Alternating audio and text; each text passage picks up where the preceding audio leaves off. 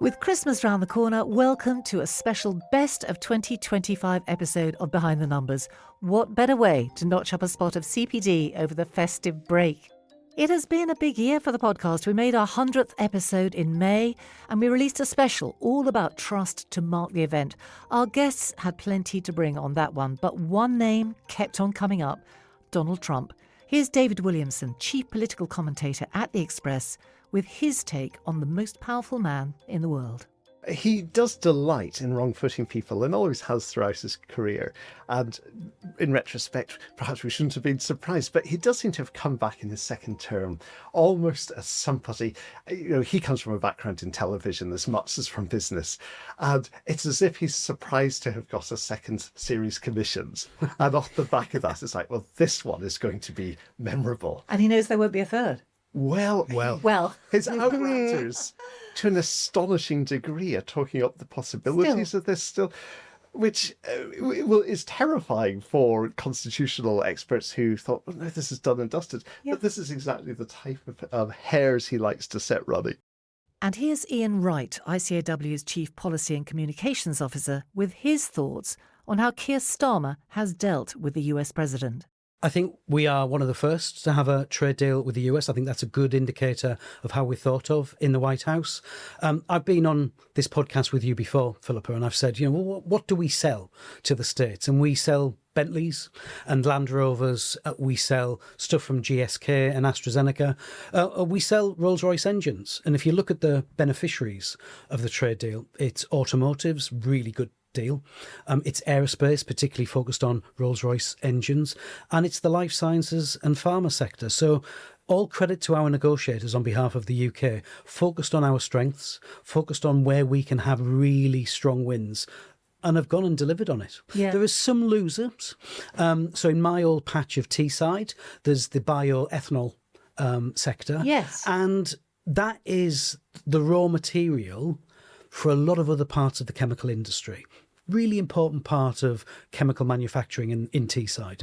By removing tariffs and allowing the US to come in, that might be at risk, so that we need to be careful of that. Yeah, but as you say, other than that, sectors that have been identified in the industrial strategy as key for us have done pretty well, haven't they? I think the focus on where are we good, what are we strong on, that's to be commended from the UK government. I think what you had in early April was this enormous shock when he announced tariffs across the board, across the world. And now there's been some rowing back of that. And I think we've been, as a country, the beneficiaries of that with the US deal. So we are sort of reverting in a quiet way to where we were before the beginning of April. So much for the US. But what about closer to home and our own government's performance on the economy? Speaking a few episodes later, Santander chief economist Francis Haque wasn't hugely impressed with their communications. I mean, if you want growth, yes, you have to have productivity, and you need, obviously, investment. You need to think about your skills base. And it just sort of felt as if they've alienated the one area that you need. You really do need business, because the government can't carry, as you say, we haven't got the money. And actually, that's not the most efficient way of doing it. It's much more efficient for businesses to pick up and to do the investment and all the rest of it. But you're not setting the right conditions for that to happen. Or tone. Yes, it feels it's like that feeling of at what point, well, this is the problem with U-turns. Okay, so at what point are you then going to turn around and this isn't going to happen? I mean, I think the industrial strategy is one way of trying to mitigate for that by saying, right, this is what we're going to go after. And that's the right play, because at the end of the day, we're a small economy. You're going to have to pick winners. And to a certain extent, those winners would have been known. It's not as if the government were plucking, things out of the air. We're strong in life sciences. We're good at clean tech, all those sorts of things we already knew. So, they're just trying to enhance that. But that, might be one thing that could turn to be more positive given the environment that they've created. And I'm afraid they created that rather than necessarily inheriting all of that. Along with the economy, cybercrime has been a regular in the media this year. We all know the victims: M&S, the co-op, schools, nurseries, airports, and more recently Jaguar Land Rover, which experienced what's now being called the most costly cyber attack in history to date. But how much do we know about the individuals and organisations behind those attacks? Neil Hare-Brown of Storm Guidance and Michael Hoare, now a partner with crisis advisors Kekst CNC, formerly Director of National Security Communications for the UK government, they both put us in the picture. The capabilities of threat actors is definitely increasing, and we're seeing that in the incidents that we work on. Cybersecurity has improved, and we shouldn't sort of neglect that. The businesses have got better at taking some of the basic steps that they need to take. But unfortunately, threat actors haven't paused and waited for people to improve their defences. So no, we are seeing more incidents, we're seeing tactics change, and we're seeing the impact therefore on businesses change. Yeah, they've really stepped up, haven't they? I mean, we know a lot of hackers are offshore. We know some of them are highly organised. Now, do we have any sort of sense of what sort of organisations they are? Well, I think one of the interesting things that we've seen in the instance that we work on is that the threat actor landscape has fragmented a bit. So there was a period where there were a few threat actors that really dominated, and we saw them repeatedly on incidents, partly because of law enforcement action and partly because of unwanted attention that these guys were attracting. They have fragmented, and you have seen them splinter and send out. There's more threat actors out there, unfortunately, with still a very high aggregate effect. For accountancy professionals, of course, all these threats and uncertainty pile on the pressure as they steer their businesses and their careers through increasingly choppy waters. So is anyone looking out for you? Yes. Paul Guess, Case Management Officer at CABA, the mental health charity specifically for accountants, he joined us in October to talk about the challenges accountants face right now and how CABA can help. We are seeing an increase in the number of people coming to us, an increase in the severity as we're trying to fill the gap between waiting for local NHS services to be available. And we're also seeing a drastic increase in the number of sessions we're offering. So we've gone from 5 or 6 a person to up to 8 to 10. So it's tripled, quadrupled. It's been very encouraging. Hopefully it's part of people becoming more aware of mental health. And following COVID, I think that's certainly a message people have been getting to. They were locked up in their homes for months on end and stuck with family members. And even after Christmas, we start to see a little bit of strain. So after months and months of enforced lockdown, people really started to become more aware of their mental health, of their danger signs, and started looking for what could be done to help them. There's that, as you say, there's the root causes, the understanding, the awareness, the willingness of people to come forward. But there is also increasing pressure for people, this through line of uncertainty. I think I'm right in saying you don't directly ask people why they've come to you, do you? So I suppose what I wanted to ask you was, is your sense that it's personal or professional drivers or a combination of the two? That's correct. Part of the reason we don't like to interrogate clients when they come in, making that first step, admitting that you need help and admitting it's in an area that for so long has been quite stigmatised, that is an act of supreme bravery on their part. We don't want to put another block in their way, that they have to have this conversation, they have to justify why they need help. Right. So we are there to help them make that transition from inquiry to an expert in the field. So when I do speak to clients, because I do get a mix. I get a mix of people who just want to get the service. They don't want to discuss it. They're not ready yet. Then other clients will use that first conversation with myself as their first session. They've got someone who is prepared to listen to them. Right. And that is such a rare thing. Talking of challenges and opportunities, we can't look back at 2025 without talking about AI. In that same episode, Riaz Shah, OBE, former partner at EY and now Professor of Practice at Hult International Business School, talked us through his vision of the AI-enabled future for accountants, where rather than stealing jobs, tech might actually do away with grunt work, speed up training, and make the whole working environment more exciting. Certainly from a professional point of view, AI gives us the opportunity to make the entire industry much more exciting for people, much more attractive for people. When I was an audit junior, I did, accounts, debtor circularizations, 12 times or so. And how many times did I really need to do that to get it? Probably 3. And everybody says across the profession that we take really bright students and we dumb them down over 3 years. So I think AI gives us, and technology generally, gives us this opportunity to change the model entirely, to reinvent accounting really, to help us get smart graduates or school leavers and train them much quicker, having them do much higher level work much quicker, which they're fully capable of, not dumb them down. And that makes the industry much more attractive to them. Because they're talking to clients at a higher level right from day one. It's interesting how ideas and thinking are evolving around AI, because initially, I think, for a long time, it's been talked about as a threat, a direct threat to accountancy. Audit, the jobs at the front end of the profession will disappear.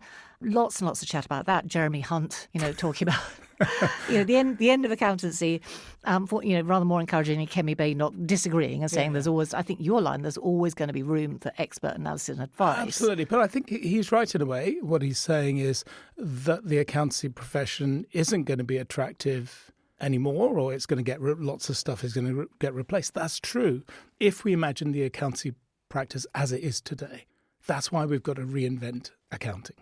And finally, one of my favourite conversations of the whole year, and a real education, to me at least, the history of money. What can it tell us about its future?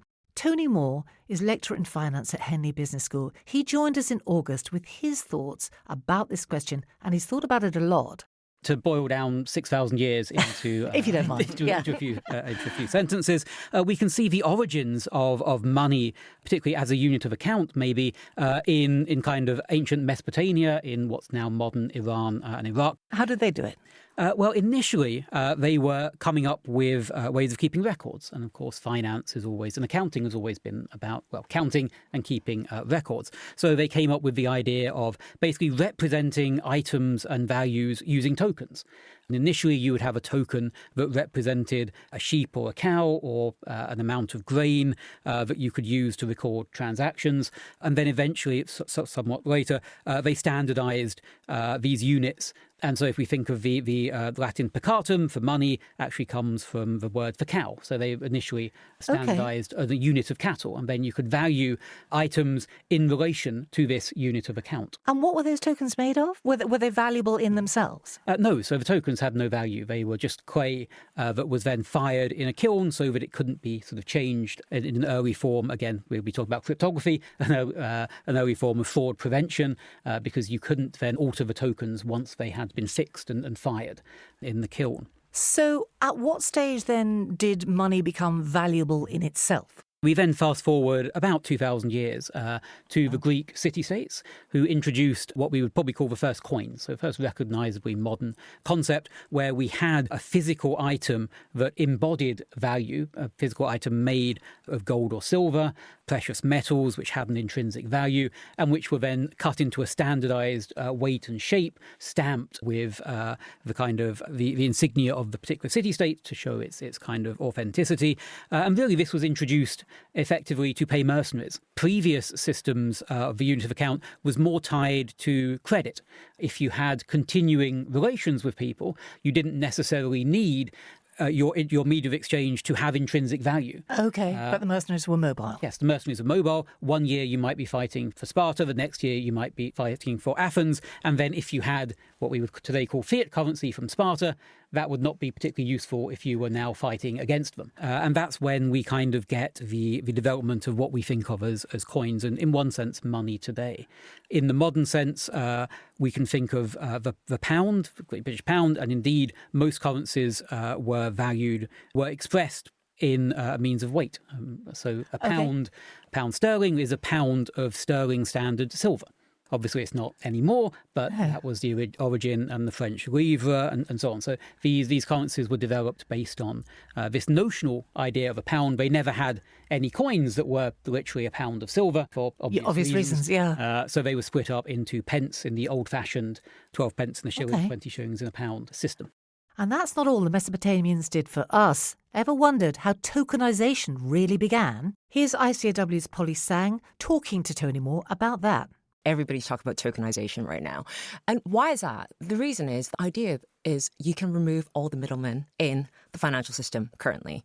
So we have custodians, we have brokers, we have banks. Why? Because of trust. The idea of tokenization is you put your real world asset onto an asset rail, blockchain. You put your money on money rails, blockchain, and then combined with smart contracts, it just executes itself when the circumstances are fit. You don't need the middleman. So that's very exciting. However, in order to do that, we need money in a digital form that does not currently exist. You're probably thinking, well, when I go to the supermarket, I tap already. It's really easy. But the problem is that system is not sufficient for tokenization. Tokenization, you need something that's faster. Currently, there's a lot of friction in terms of cross-border settlements If you're a company, it's slightly easier because you've got Swift, but as an individual, it still takes days to settle. I mean, that's interesting too, isn't it? Because as consumers, we kind of think we have frictionless transactions now because it feels that way at the point of sale, doesn't it? But as you say, not really. Not really. Try transferring money to Canada. Yep. It takes a few days. But I mean, the other thing is it's really costly. So the idea of digital assets, using them for cross-border, it's just a lot cheaper. And we can already see it with AI companies. Most AI companies, they pay their employees overseas with stablecoin because it's cheaper, it's faster, makes a lot of business sense. But that takes us to the place of trust, doesn't it? Because obviously, long before digital, we had a whole bunch of iterations in currency over time. Do you want to fill us in, Tony? I was fascinated to know that China got to paper money centuries before anyone else. Yeah, so what we can kind of see in the evolution, and in fact, that perhaps is not a particularly good word, because when we think of evolution, we think of an end point. We think of things evolving, developing, changing to reach where we are today. But of course, the past was a much more uncertain series of events. And in fact, it's very easy to fall into this teleology of things continually get quicker, more efficient, more advanced. In fact, what we see through history is things tend to change in waves. We have a wave of innovation that then causes often some kind of a reaction to that. We can talk about bubbles and scams, and then you have regulation to try and restore trust, and then you'll have a new innovation that kicks off the cycle again. So we can see these kind of repeated waves or patterns. And often what we see throughout history is what we think of as new today is in fact not something that's new at all, but simply a different iteration of something that was tried in the past, and that maybe now is the right moment for something. If you'd like to hear any of those episodes in full, you'll find links to all of them in the show notes. And of course, you can find the entire back catalogue of Behind the Numbers on any podcast app. If you're not yet a regular listener, why not have a rummage through the episodes, see what takes your interest, and subscribe to the series. That way, a twice-monthly half-hour of CPD will land in your inbox to keep you up to date on all things accountancy next time you're on a run or stuck in a traffic jam. We'll be back with you in early January with our annual look at what's ahead for the economy, for business and for politics in the new year. Our regular economic SWAT team of Iain Wright, Francis Haque and David Williamson will be back with us for that one. And if you've heard their New Year predictions before, you already know they'll be well worth listening to. Meantime, Merry Christmas and a Happy New Year from the whole podcast team. Thanks for being with us this year.